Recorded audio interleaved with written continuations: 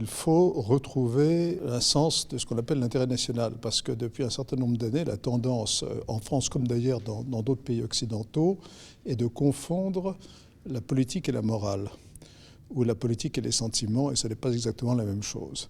Donc il faut retrouver une vision claire des intérêts nationaux pour toute étape, et ceci dans un cadre européen et dans le cadre des obligations, en l'occurrence de la France. Je vais essayer de voir comment les principaux candidats se situent par rapport au problème, sachant que, et ça c'est une difficulté importante, la plupart de ces candidats n'ont aucune expérience dans ce domaine. Et ça, c'est l'un des paradoxes de la démocratie, c'est que pour être élu président de la République, il faut plaire à la population qui pense essentiellement, et c'est normal, aux problèmes intérieurs, alors qu'il faut savoir qu'un président de la République passe à peu près 50% de son temps, je dis bien la moitié de son temps, à la politique internationale. Et alors justement, quels sont les enjeux pour les 5 ans à venir ?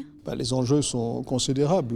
Le premier, c'est la capacité de la France à soutenir ses ambitions. Pour ça, ça veut dire des réformes économiques, une économie adéquate. On voit bien que certains candidats sont en contradiction complète sur ce plan. Si vous n'avez pas une économie forte, ce n'est pas la peine de parler de défense et de sujets de ce genre. Notre sujet majeur, c'est clairement l'Europe. Nous avons au moins deux candidats importants qui veulent en réalité quitter l'Union européenne et quitter l'OTAN, par exemple. Donc voilà des enjeux très importants. C'est la première fois qu'on a une situation de ce genre depuis 60 ans, puisque le traité de Rome remonte à exactement 60 ans.